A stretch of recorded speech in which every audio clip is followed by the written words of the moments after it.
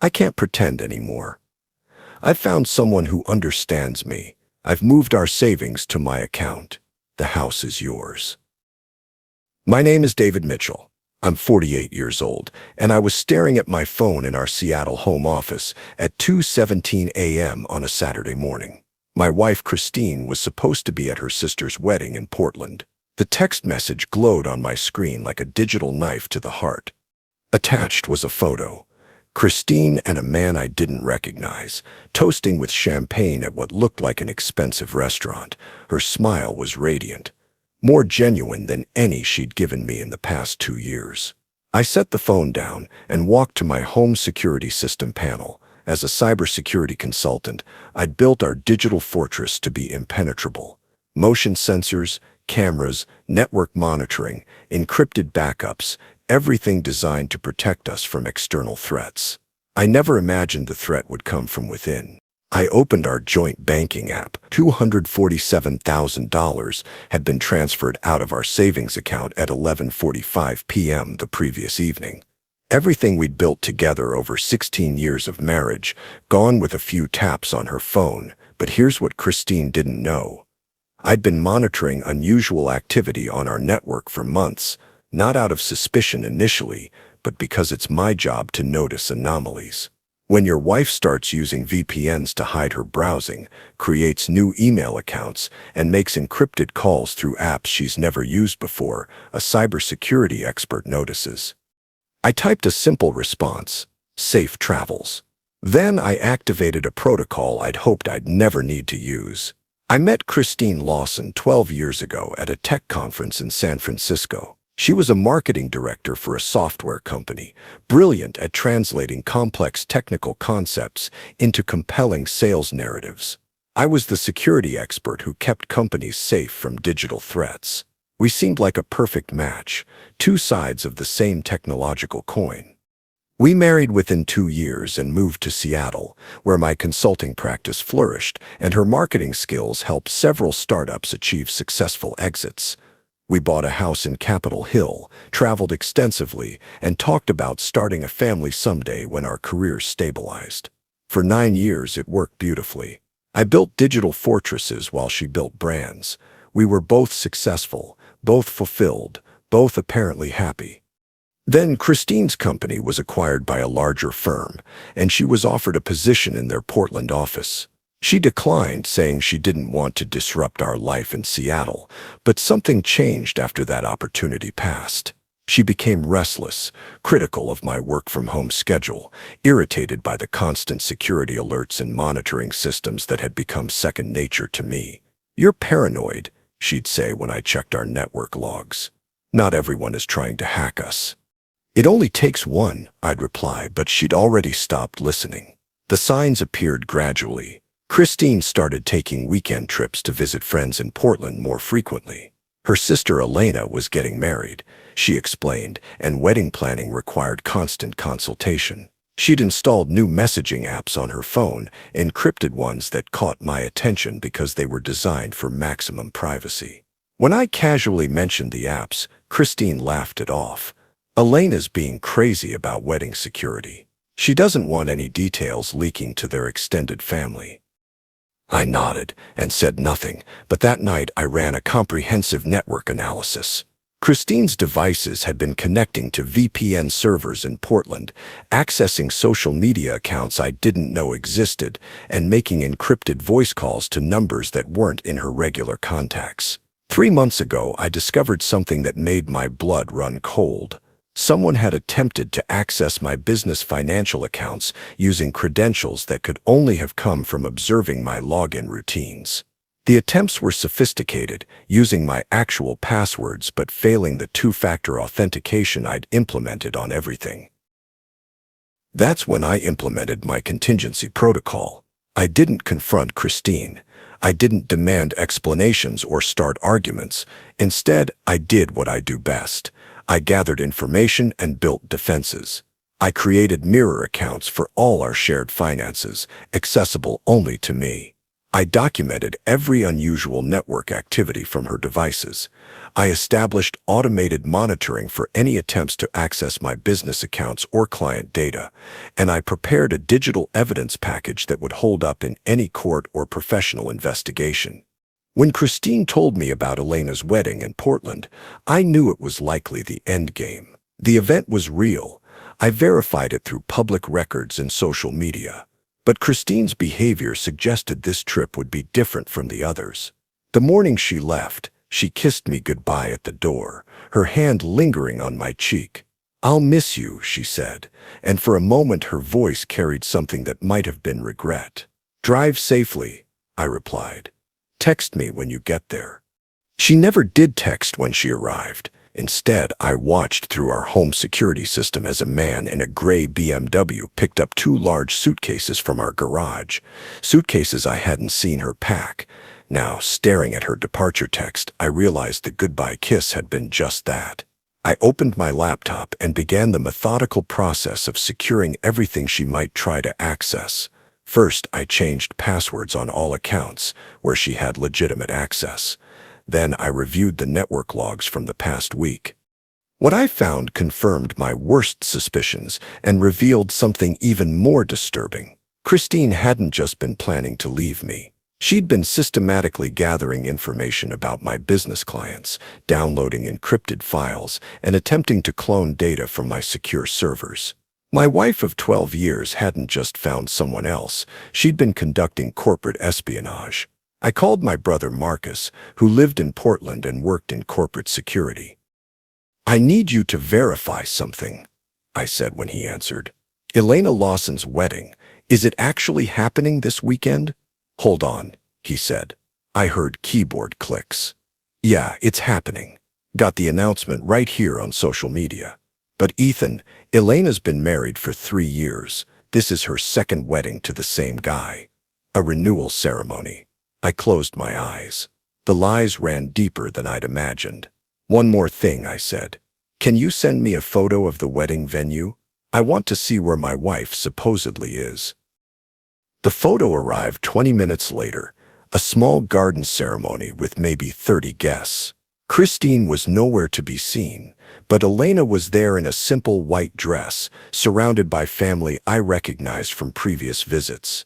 Christine wasn't at her sister's wedding. She was somewhere else entirely, with someone else entirely, having used the wedding as cover for her real plans. I spent the next hour documenting everything: the attempted data theft, the false wedding story, the systematic deception that had been building for months. Then I made a decision that would change everything.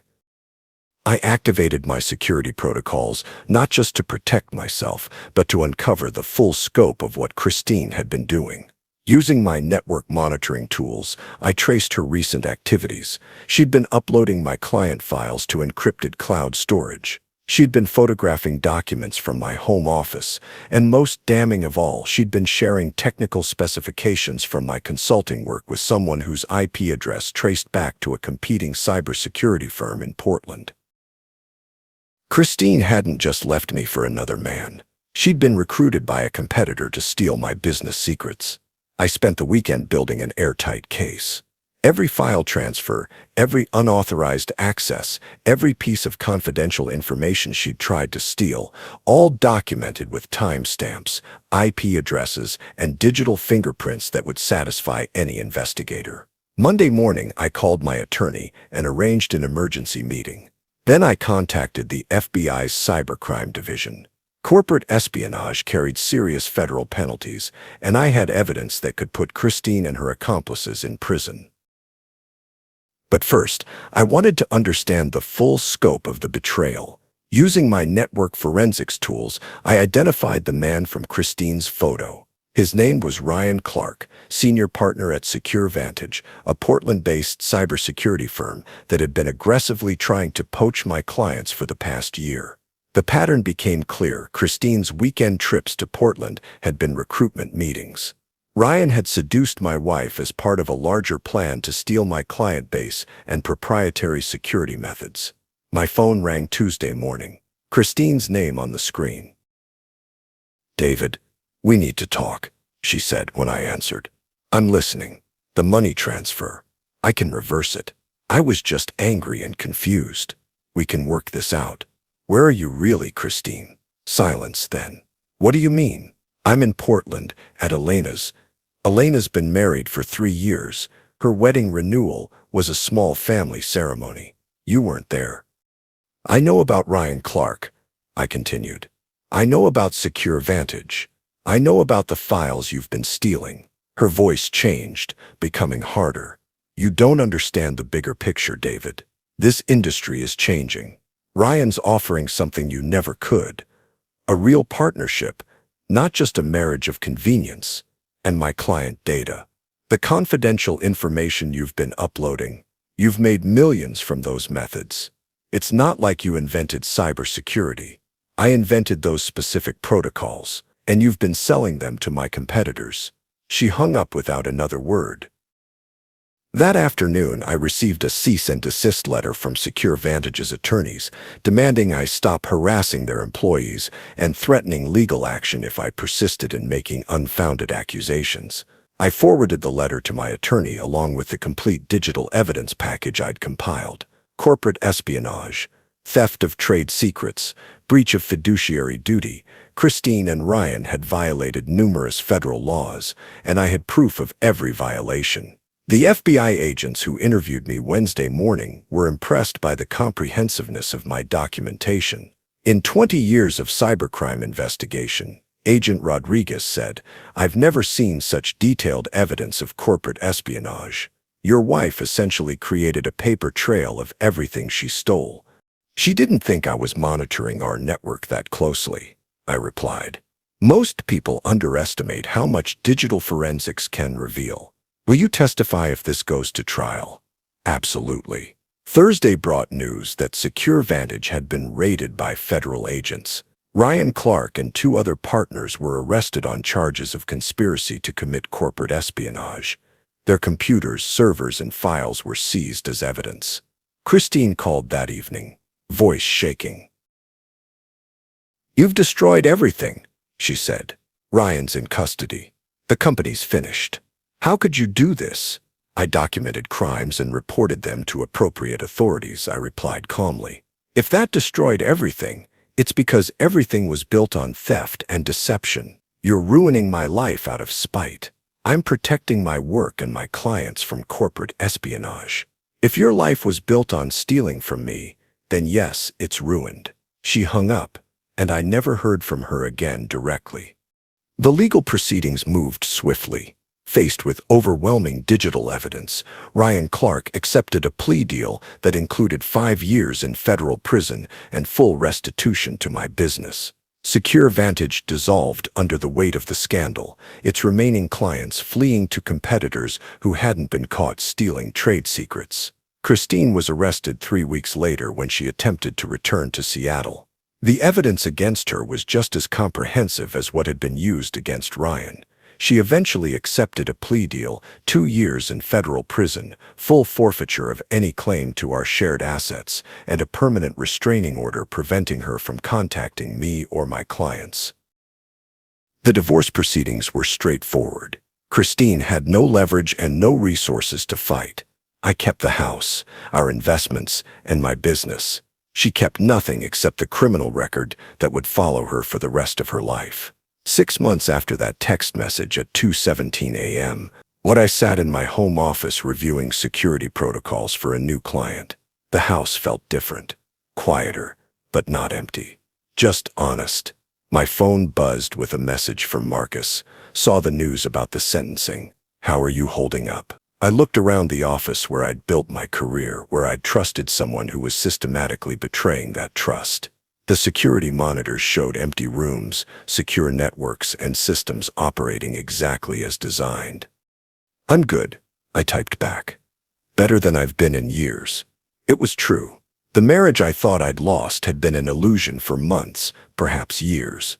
What I'd actually lost was the exhausting work of maintaining a relationship with someone who saw me as a resource to be exploited rather than a partner to be cherished. Some people think revenge is about destruction, but sometimes revenge is simply about refusing to be destroyed. Christine had counted on my passivity, my trusting nature, my willingness to overlook signs of betrayal for the sake of preserving our marriage. She'd forgotten that cybersecurity professionals don't just build defenses against external threats. We learn to recognize when the threat is already inside the perimeter. I poured myself a glass of wine and stepped onto our back deck. The Seattle skyline glittered in the distance, beautiful and full of possibilities. Tomorrow I would continue building the business. Christine had tried to steal. I would protect other companies from the kind of insider threats she represented. And I would do it all from a position of complete digital security, surrounded by systems designed to detect deception before it could cause damage. My phone buzzed with another message, this one from a new client. David, your reputation preceded you. When can we schedule a security consultation? I smiled and typed back. I'm available whenever you need me. Security never sleeps. The truth was, I'd never been better at my job than I was now.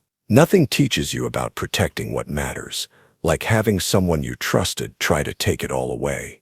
The wine was excellent, the night was clear, and my security systems were monitoring everything perfectly.